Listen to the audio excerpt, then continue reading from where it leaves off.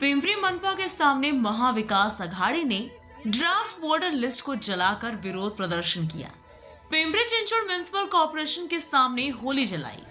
महाविकास अघाड़ी ने municipal corporation के election department द्वारा तैयार की गई ड्राफ्ट वोटर लिस्ट में बड़ी मात्रा में गड़बड़ी होने के कारण आज वोटर लिस्ट की होली जलाकर विरोध दर्ज किया है। महाविकास अघाड़ी के पदाधिकारियों ने आरोप लगाया है कि म्युनिसिपल कॉर्पोरेशन के इलेक्शन डिपार्टमेंट द्वारा तैयार की गई वोटर लिस्ट में बड़ी संख्या में डुप्लीकेट वोटर हैं और कुछ जातियों और समुदायों के नाम जानबूझकर वोटर लिस्ट से काट दिया गया है या फिर दूसरे वार्डों में शिफ्ट किया गया है।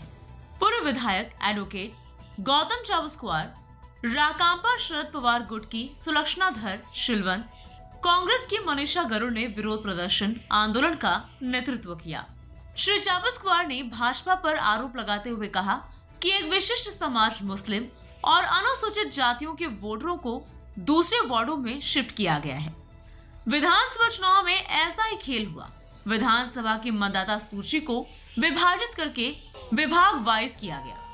विधानसभा में ऐसा ही खेल खेलकर 232 सीट जीतने का काम भाजपा और उनके सहयोगी दलों ने किया।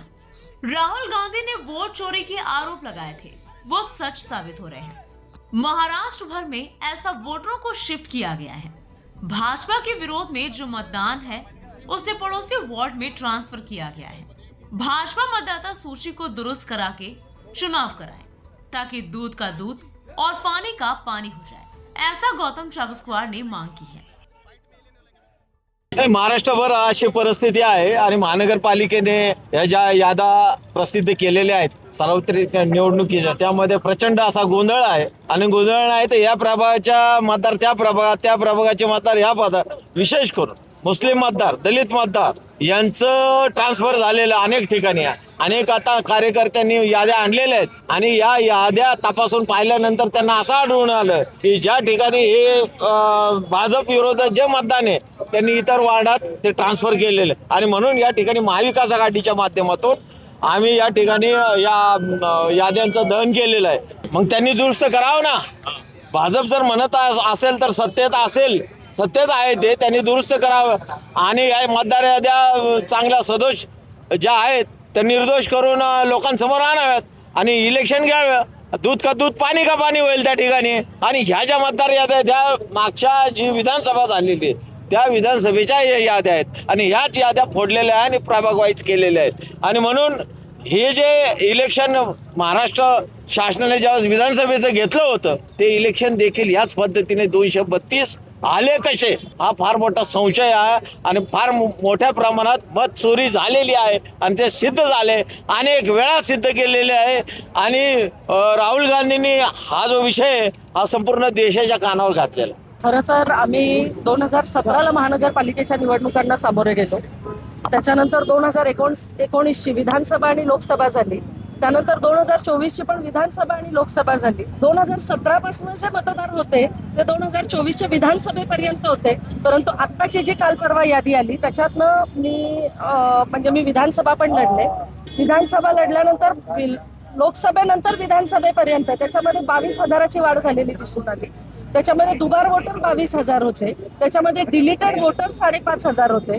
आणि आता एकंदरीत विधानसभेनंतर पाहिल्यानंतर मी प्रभाग क्रमांक 20 मध्ये विद्यमान नगरसेविका होते, तेव्हा आता जेव्हा लक्षात आलं की 5,500 आमच्या जवळचे वोटर्स डिलीट झालेले, म्हणजे अख्खे कुटुंब त्याच्यातनं डिलीट झाले, ज्यांनी 2 वेळा लोकसभेला आणि 2 वेळा विधानसभेला मतदान केलेलं आहे। मग या सगळ्या ह्याच्यातनं पर्पजली काही ठराविक आडनावं असा आमचा आरोप आहे।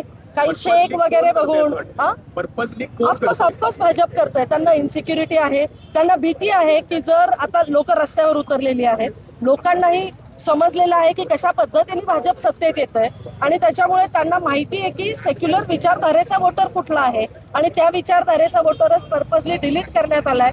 बरेचसे बहुजनांची आडनावं त्याच्यातनं डिलीट करण्यात आलेले आहेत, बरेचसे मुस्लिम्स त्याच्यातनं पर्पजली डिलीट करण्यात आलेले आहेत आणि अशा प्रकारे त्यांनी दबाव टाकून म्हणजे खरं तर एका अर्थाने त्यांची निवडणूक आयोगाबरोबरच महायुती आहे बाकीचे पक्ष फक्त नावासाठी घेतलेत आणि निवडणूक आयोग सुद्धा जसं भाजपला पाहिजे तशा पद्धतीने त्यांचं स्लिपिंग पार्टनर असल्यासारखं त्यांचा रोल निभावतात आणि कुठेतरी हे सगळं थांबलं पाहिजे.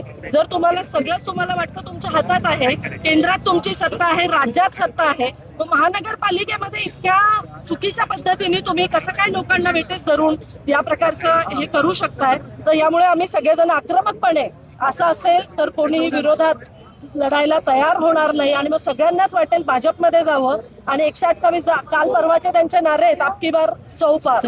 मग इतका आत्मविश्वास त्यांना येतो कुठून? एकही विश्वासाचं काम या शहरात त्यांनी केलेलं नाही, एकही विकासाचं काम केलेलं नाही, जनतेला आवडेल असं कोणतंही काम केलेलं नाही. मग इतका त्यांना आत्मविश्वास कशावर आहे? यामुळे आम्ही संतप्त होऊन या याद्यांची इथे होळी केलेली आहे. वोट चोरी होते जर हे भाजपला मान्य असेल तर नक्की स्वागतार्ह आहे. आम्ही त्यासाठी तर आम्ही इथे निषेध करतोय. आणि आता जे काय आपण बघतो नगर परिषदेच्या ज्या निवडणुकांची जे आता उमेदवारी झाली तर बऱ्याच ठिकाणी भाजप बिनविरोध निवडणूक आलेला आहे. हा कशाच्या जोरावर चाललंय? जर असेल तर तुम्ही लोक निवडणूक घेऊच नका. भाजपने विरोध करायचा, त्यांना दाखवायचं असेल, तोंडी दाखवणं आहे की आमच्या बाबतीत पण अन्याय होतो असं त्यांना दाखवायचं असेल. पण मला असं वाटतं जर अन्याय होतोय तर आम्ही त्याच्या विरोधातच लढतो आहोत आणि एक प्रकारे मतदाराचा हक्क तुम्ही हिरावून घेताय. मतदार हा त्याच्या वोटच्या मार्फत मतदान उमेदवार निवडून देतो. जर तो हक्कच तुम्ही हिरावून घेतला, तुम्ही तुमच्या पद्धतीने जर मतदार यादी करतात, बऱ्याच ठिकाणी असं आन्सर बघितलं आम्ही की 3 ते 4 हजार मतदार वाढले आहेत आणि आधीचे जुने मतदार जे नेहमीचे आहेत ते डिलीट झाले. आणि असं प्रत्येक ठिकाणी प्रत्येक बूथवर साधारण 30 ते 40 मतदारांची तफावत होती. म्हणजे 30 ते 40 मतदार ऍड झाले, 30 ते 40 मतदार त्याच्यातनं डिलीट झाले. अशा वेळेला साधारण तो डिफरन्स प्रत्येक ह्याच्यामध्ये प्रभागामध्ये 3 ते 4 हजाराचा डिफरन्स असेल आणि हाच डिफरन्स किंवा निवडणूक हारण्यासाठी कारणीभूत ठरतो. Bureau report, VSRS news, Pimpri Chinchwad, Maharashtra.